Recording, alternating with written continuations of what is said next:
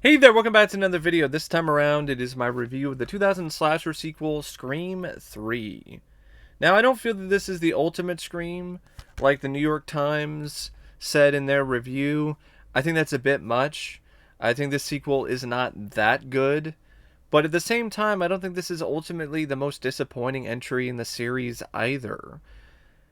I do agree that it's a little underrated considering its pretty poor reputation among fans and other critics in the genre of horror. I don't think it's one of the worst sequels out there, especially in a horror franchise. This was a time waster for me. I thought it was decent. I thought it was all right. It was, for the most part, entertaining, which is more than I can say for the shittier sequels that I've seen in other horror franchises. And I will take this any day of the fucking week over any of the Child's Play films that came out after Bride of Chucky or any of the Hellraiser sequels after the third film, the majority of the Texas Chainsaw Massacre franchise post the third movie, excluding maybe parts of the remake, the Halloween franchise.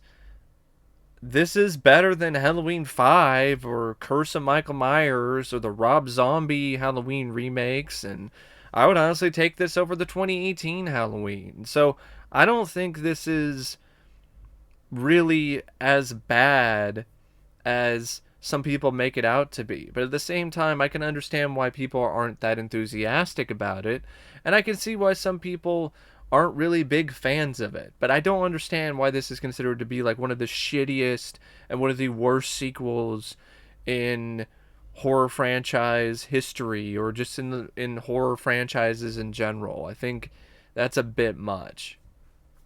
The film is directed by Wes Craven, who once again returns to the director's chair, and this is one of his weaker entries when it comes to his filmography. I've definitely seen him shoot on a much higher level in other projects in the past and even after this. But at the same time, I have to commend Wes for his work in this because the man was put behind the eight ball in a way that was absolutely ridiculous and unfair. The film once again went into production without a script. There was an outline that Kevin Williamson had come up with, but it was bare bones, and they essentially had to start from the ground up. And against all odds, they managed to find a writer last minute who was talented and capable enough to make it work, and then he gets hired away by the studio to go work on another project in the middle of production, so they have to scramble again to find another writer. And so you have all of this going on, and you have a limited shooting schedule for the film star and Nev Campbell, who is only able to shoot for like 2 to 3 weeks. So you have to tweak the script and work things around her limited schedule. And you have other issues that prop up. You have a deadline that's just constantly looming and constantly hovering over you, like the Ghostface killer stalking his prey throughout the entire franchise. So, yeah, Wes was under a shit ton of pressure and really didn't have a lot to hang on to or to hold on to when it comes to a life preserver. It's just kind of just paddling around, just still trying to keep his head above water despite all the things that are going on around him. So the fact that the direction in this is at least adequate and is serviceable, considering everything that he was dealing with, is impressive. So yes, in comparison to some of his other films, it's not nearly on the same level, and I would say it's kind of the start of his decline as a director. But Wes, at his most average, is still better than most average filmmakers. So he was able to take what little he had to work with from the start of the film and still do a fair amount with it. The film doesn't look bad. it still has a slick look to it, and there are some shots that are well put together. For instance, the sequence where Sydney is being chased by Ghostface through the set of her old house that was built for the film Stab 3. That's a really well shot sequence. That was a great scene. And there's a few other scenes like that throughout the film. I will admit, I think the direction is a little more flat than his work in the first two films, which makes it look a little cheaper than the film is, or it makes the impact of the film nowhere near as strong. So there are times where it kind of looks like an episode of Buffy the Vampire Slayer that would have aired on CW at the time of the film's release. But that doesn't mean that it's a bad job by Wes. He did a decent enough job here. The sequences with Ghostface still had the right amount of framing, the right amount of atmosphere, and spook factor, and you could definitely tell that this was his baby. This is something that he really cared about. So he didn't really half-ass things. I didn't view this as a half-ass job by Wes. But yeah, it's not on par with Scream, Scream 2, and Nightmare on Elm Street, or some of his other films, but it's a hell of a lot better than his work in Cursed, or My Soul to Take, where you could really tell that Wes didn't give a shit, and was just doing these films for the money. So yeah, could have been better in terms of the direction, but also could have been a hell of a lot worse considering the circumstances. Another thing that could have been better, and also could have been a hell of a lot worse, is the screenplay. Now, Aaron Krueger is listed as the writer, but there was another writer who was brought on board midway through production, or a little over midway through the production. It's a writer named Laida Kalogridis. She's worked on a few things since then, and she's not even really credited. She was a writer who came in and did some script revisions and worked on the script when Aaron was hired away by the studio. For some reason, Dimension had no backup plan in place for Kevin Williamson leaving Scream 3. They, I guess, just planned on him being the writer and had no plan for when he was suddenly unavailable because of his other commitments. And I think that's very foolish on their part, because Kevin was the hot ticket. He was the guy who was getting all these other different projects. He was working on Dawson's Creek. Like, Kevin was really, really busy. So it wasn't that far-fetched that he wouldn't really be able to fit Scream 3 into his schedule. So they should have had a backup plan in the first place. Despite them not having a backup plan, they lucked into Aaron Krueger, who worked well with Wes and really came up with some great ideas and was able to work under immense pressure and turn in some decent stuff. And then the studio's like, hey, you know what, Aaron, you're doing a great job. You're doing such a great job that we're going to hire you for another project, and we're going to leave Scream 3 to twist in the fucking wind with thumb up its ass and leave it without a writer. A film that already did not have a full screenplay to begin with to start the production. Dimension was acting like a bunch of dumbasses when it comes to this movie. This is your tentpole, one of your big tentpole franchises, and you're not even going to allow the writer who you lucked into to finish the fucking movie? I mean, even if you don't like Scream 3, you gotta be honest. This could have been worse, considering how it was cycling through all these different writers, and at the same time, it also could have been better. Maybe it could have been a lot better if Aaron Krueger was able to finish the fucking movie. If he was able to finish writing the film. Because if you think about it, it's like, what kind of tentpole franchise has a third entry in the franchise that has a writer who is taken away off the project before the film even finishes shooting. It was just ridiculous. Dimension stabbed Scream 3 and the cast and the crew and Wes in the fucking back. And they got lucky in the first place with the writer that they obtained, but then they screwed the film over. Might as well stabbed it again in the back. They stabbed it twice. They stabbed their own film in the back twice.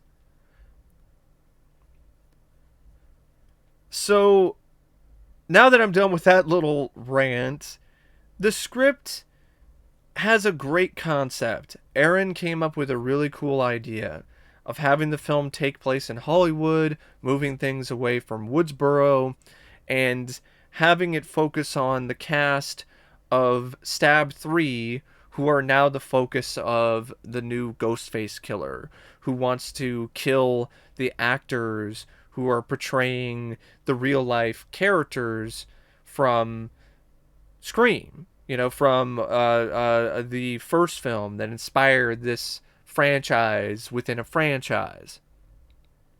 So that's a really meta concept, and it's also a really cool and unique idea. I don't think the script really nails all of it. I don't think it does the most that it could with that concept. I think it definitely does falter when it comes to the characters and how they're written. Most of the cast for the Stab 3 film that is the focus of this plot is not really that likable, or I'm just very indifferent on, other than Parker Posey and her character, or Jenny McCarthy. But Jenny McCarthy's character is barely even in the movie, so there's really not enough time for that character to really gel or really become anything significant when it comes to the cast. You're left with these other cast members and these other characters that just don't really give you the same dynamic that the cast in the first film did. And that's a problem that the second film dealt with as well. A lot of new characters that you're just indifferent on. You don't fall in love with them like you did the cast from the first movie. You don't fall in love with them like you did the characters from that film. So that's an issue that the script had. Another issue the script had is its inconsistency in tone. The comic nature of this film is far more unbalanced than the comic nature in the other two. The horror elements are stripped way down, and it's definitely a much more comic approach. And at times that works, but at other times it just comes across as a little too silly, a little too goofy for my tastes. I'm not really a big fan of the Scooby-Doo vibe of the film. I know some people like that, but just didn't really jive with me. And it also is a film that deals with issues in terms of the humor because of this more comic approach. Because in the past, like with the other two films, they're not really strictly comedy first, horror second. So you had much more horror elements to focus on, and I think that's easier to nail than comedy. So you have these horror elements that are the main focus in the other two. But in Scream 3, a lot of it's more of this comic stuff, so you have a lot more opportunities to fail when it comes to the comedy, and it comes to the jokes, and the lines, and the overall tone. So I just don't think the humor is really that great. And I didn't think the humor was that great in Scream 2 either, to be perfectly honest. But I thought the humor in this was arguably a little worse, at least for me. And then you have issues with the genre. This script, for some reason, jumps through multiple genres. And it's ambitious, but I think it's ultimately something that sets the film up for failure because of the fact that it never really finds one genre and sticks with it. Where in the other two films, they were meta horror. They were meta horror, with some comedy, but they were strictly horror films, slasher films. This wants to be a thriller in the opening with the car chase. Then it wants to be an action film with an explosion straight out of a Michael Bay movie. And then it wants to be a comedy. Then it wants to be a horror film. It's just too many of these different genres that just lead to too many different ingredients in a pot and no real plan and no real direction. It really does look like something that was cooked up on the spot. And it was. And there really wasn't a lot of time to polish things or work things out or work out the kinks because they were under the gun and Krueger wasn't really able to finish what he was working on. But there's also a lot of good things with this script. For instance, I think this script was ahead of its time when it comes to the way that it handled the seedy, dark underbelly of Hollywood. Its dirty little secrets with the casting couch, where you'd have these women, these aspiring actresses who would get abused by these producers and these powerful men in Hollywood. Nowadays, that's something that's in the public eye all the time and talked about often. But back in 2000, that wasn't something that was discussed that much. But it was very well known by insiders and by people in Hollywood. But, they just played the game because they still wanted to be a part of Hollywood. They still wanted to have success. So in order to do that, you had to pay the price. And you had to stay silent. And that's some really heavy stuff. And I don't think Scream 3 gets enough credit for tackling that and doing it in a fairly respectful fashion. And the way that the script weaves in a new backstory, a new bit of drama regarding Sidney Prescott's mother was interesting. I didn't necessarily love the whole twist with Roman, but I thought it was okay at the end of the day because of the fact that it got me. It legitimately did throw me for a loop. It surprised me. That's what a twist should do. And when you look at it, it makes some sense because Sydney's mom was always flashing her wares and acting like the town whore and thought that she was Sharon Stone. So it kind of makes sense that she would have a kid with some other guy and that might come back to haunt Sydney. Like, that's not too much of a stretch compared to some of the other films in this series that would come out after Scream 3.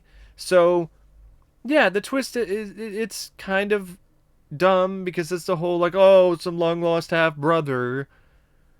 But at the same time, it could have been worse. And it could have been even stupider, and the motivation could have been even lamer. Could have been some dumb, stupid bullshit like toxic fans. But instead, it actually has a direct connection to Sydney's past. I liked how the script incorporated Randy and brought him back into the fold with a video that he recorded before he died, giving the rules of a trilogy and letting people know what you should do if you're in the concluding chapter of a trilogy. I liked that the film itself, with the narrative and the script, was trying to incorporate elements of a film trilogy into the plot. And I also liked the cop character. I thought it was interesting that he was a film buff and he had all these film books on his desk at the precinct, and he was a character that was intended to be one of those red herrings, but ultimately it's proved that he wasn't a suspect at all. Like, he was just doing his job. He's just kind of a cop who's straddling the edge, and seems like a guy that you wouldn't necessarily trust because of the way that he acts, and he seems to be a little sketchy. But I thought the way that the character was written was strong, and it was interesting, and there was definitely some intriguing elements to that character. And speaking of characters that had intriguing elements or or aspects their uh, portrayal in the film or what they were given from the script. Dewey, I love the way that this script writes Dewey. It gives him more to do. It puts him more in the forefront. He gets the final shot on the killer at the end. I liked how his character evolved. The writers nailed Dewey. They really did. I like that. I like that he got the happy ending and got Gale to say yes at the end. I like that as well.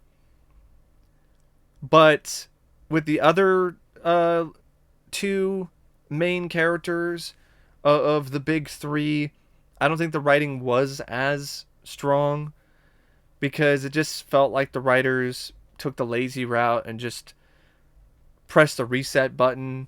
Oh, Sydney's back to being shy and sheltered and hiding from the world, which I didn't really think was something that the character would have done, especially after she survived and kicked Ghostface's ass not once but twice. I didn't think she would just go back into hiding. I thought that was a little out of character for her, and I didn't really care for the PTSD stuff. Even though it did make sense, I didn't care for how it was handled with the script, especially with her having nightmares of her dead mom. And that whole thing was handled terribly, from the direction to the writing to the performance by the actress who played the mother. I hated those dream scenes. They look like sequences that were shot by a director who was trying to rip off Wes Craven. And then you find out that it was Wes that did those scenes, and you kind of cringe a little bit because you're like, really? Like that was Wes? Wes did those scenes? That looks like shit that it would have been shot as a parody of Wes's style for A Nightmare on Elm Street, or his style in general. So didn't really care for those scenes. I don't know why they were there. Didn't need to be there. Unnecessary. And with Gale Weathers, she's also put back to square one because she broke up with Dewey and she's once again trying to get the story, trying to do all this stuff. And so her character felt a little bit too similar to what we have seen before as well. One little thing I did like that the script threw in there with Gale is Parker Posey's character, and how halfway through the movie she starts being Gale's shadow in order to try to survive. And I really like the antagonistic relationship and connection that those two had with one another. I thought that was pretty hilarious. Their tit for tat. And I liked the skewering of Hollywood in general from the screenwriters. It was very snide and clever, and really nailed just how pretentious and how full of shit Hollywood was and still is to this day. I did like that about the film. And one more thing I think I want to mention about the script is that, the horror elements are definitely taken down too many notches to the point where none of the sequences really have any real suspense or thrills. I wouldn't say the Scream films were necessarily scary prior to this, but they were suspenseful. They had some genuine moments of tension. Scream 3 just doesn't have any of that, and I think a big reason for that is the approach. It's the more comedic tone. It just makes things not very suspenseful or intense. It makes things feel a little dull. I also don't think it helped at all that you had fictional characters pop in and say a few lines, because that just made everything feel like a joke.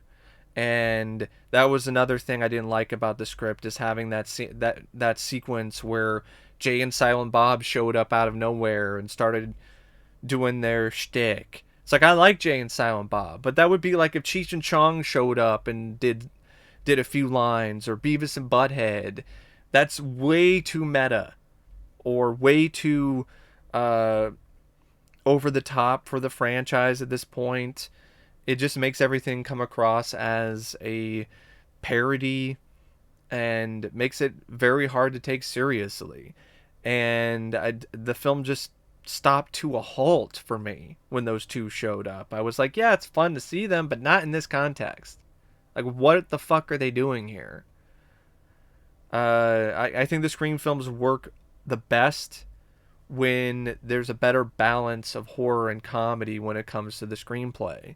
This is not one of those instances.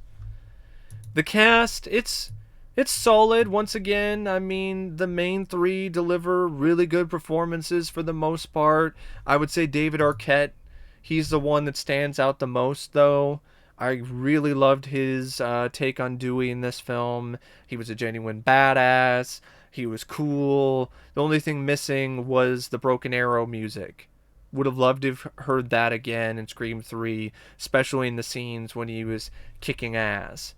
And I just like how his character evolved, and I liked how David Arquette played the role, and just really showcased David's talent as an actor, and he still maintained that dopey charm that Dewey had, but while also being more grown up, being more mature, and being more responsible and more able and willing to do what he could to defend himself and to save his friends. Nev Campbell, she was only there for I think 2 to 3 weeks. She did the best possible job she could, given the fact that she didn't have as many scenes. I felt that there were some moments where it did kind of seem a little similar or a little too much like what she was already doing in Scream 2. But at the same time, when it came to being a badass, when it came to fighting and fending for herself, she nailed it. And when it came to just being that calming presence and that solid as a rock persona, it's like she didn't really take that long in terms of stepping back into those shoes. It was a role she was born to play, and she's just so comfortable playing Sidney Prescott. Courtney Cox, despite her stupid haircut, they were trying to do some Betty Page look, and it was a absolute miss. Like, it was so bad, and it's become infamously bad. But other than her shitty haircut, where it looks like somebody cut her bangs with a fucking weed whacker, the performance is fine. She once again plays that role well, where Gail is bitchy, but not in a way where you hate her and you don't want anything to do with her, because there's still something about her that's sweet and charming and personable.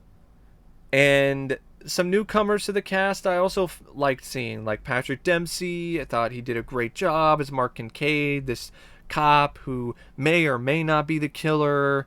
Lance Henriksen, it's always great to see him. He played the smarmy Hollywood producer who might have been intended to be Harvey Weinstein. If you think about it, he might have intended to be Harvey, because of the fact that he's got all these hidden rooms and he's got this history of being a scumbag and abusing people. Scott Foley, he plays Roman. I didn't care for this performance. When he was supposed to be psychotic, I thought it was laughable. And when he was just being his normal self, I just thought he was annoying. I didn't like this character. I didn't like the role. The twist was interesting, and the writing for the character wasn't bad. It wasn't the problem. I just don't think Scott Foley did that great of a job. I really feel that the character of Roman would have been a lot more effective if you had a guy who had more talent than just your average adult actor on a WB sitcom. Matt Keeslar as Tom Prince, and Jenny McCarthy as Sarah, and Emily Mortimer as Angelina, and Parker Posey as Jennifer, and Deon Richmond as Tyson.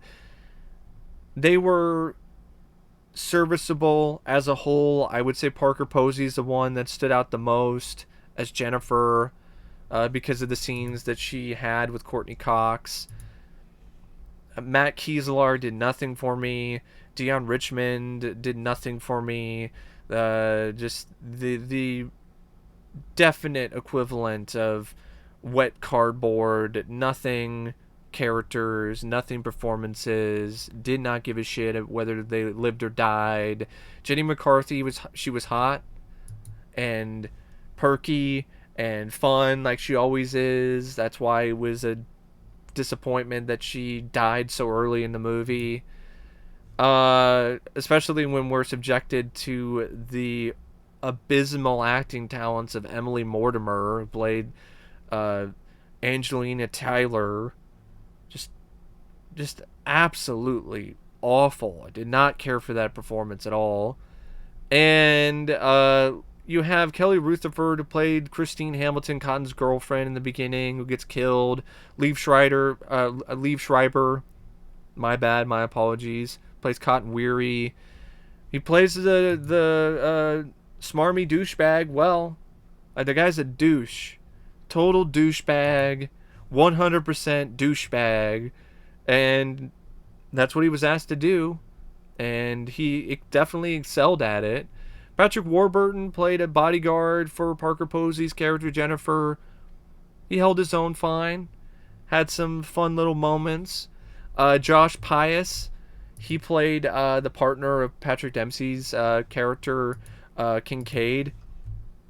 And what's crazy is that's the same guy who voiced Raphael in the 1990 Ninja Turtles movie. Like, that's the kind of thing that just blows my mind. I'm like, that's the same guy who voiced Raph. Like, you hear that guy talk, like, you wouldn't even think they were the same person. Jamie Kennedy, it was bittersweet because I missed Randy.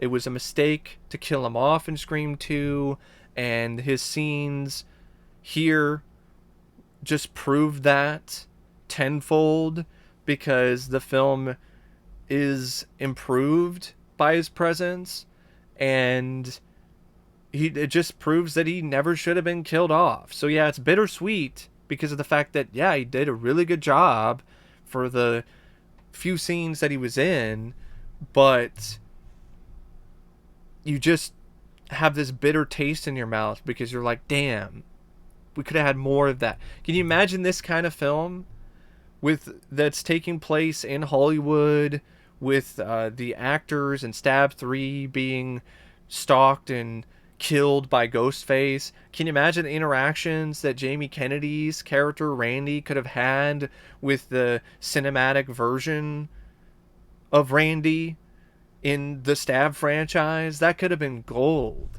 But we were robbed of that because the writers of Scream 2 just wanted a cheap shock. Speaking of shocking, Roger L. Jackson is just as shocking, just as chilling as the voice of Ghostface.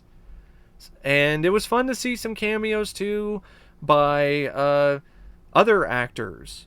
For instance, you had a fun cameo by Carrie Fisher, which was a definite surprise, as Bianca. So, good cast. Although some were definitely better than others, ultimately I would say it was a pretty good cast. I'm not going to say it was a great cast, but it's a good cast. The cinematography by Patrick Dempsey, it's not anything that I would consider to be devastatingly bad or an issue overall, but it's not anything I would say is jaw-dropping. It's just as average as the direction or some of the other technical aspects of the film. The editing by Patrick Lussier, it's there for me. I think there are some moments where it does effectively build some tension or create some intensity, but there are other moments where it's kind of flat. So once again, it's kind of a mixed bag, just like the film. The film is really a mixed bag for me in a lot of ways. The score by Marco Beltrami, it's good.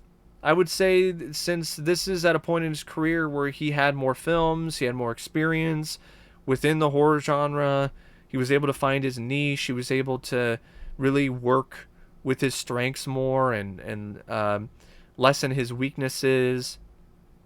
I'm not going to say it's one of my favorite scores ever, but it's a score that definitely does work and fits the film well.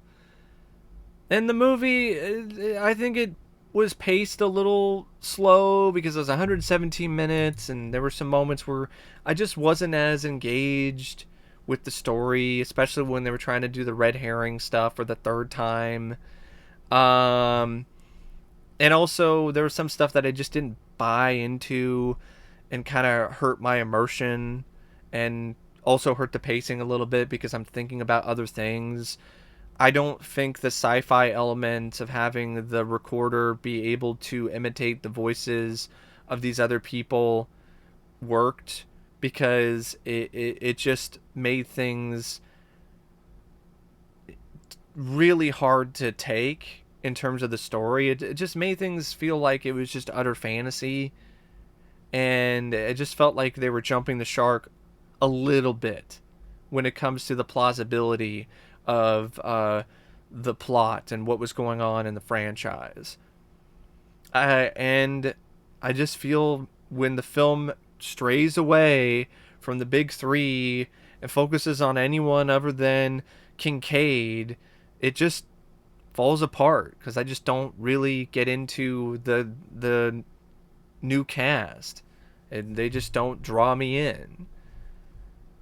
And the tone is inconsistent, and so that causes some issues as well. But at the end of the day, it's still a serviceable, decent enough film, and if it was the final entry in the franchise, it ended things on a fairly satisfying note for the characters and left them at a good place. So, anyway, that's my thoughts on Scream 3. And as always, I'll see you later. See ya.